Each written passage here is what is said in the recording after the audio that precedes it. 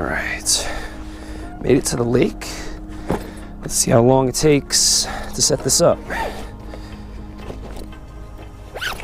right, we got our pump, we got our paddle, board leash, fin, and the paddle board.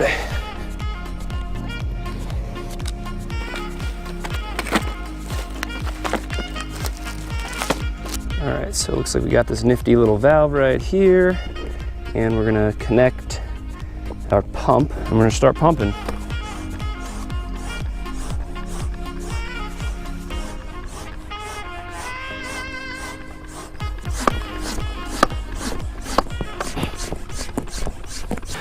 All right, well, it took us about like 10 minutes to fill up the board. She's looking good, feeling really solid. And I guess just now the last thing to do is hook up this last fin and load her up and get out on the water. Whew. All right, here we go. All right, not too bad. Was pretty sturdy on that first hop on.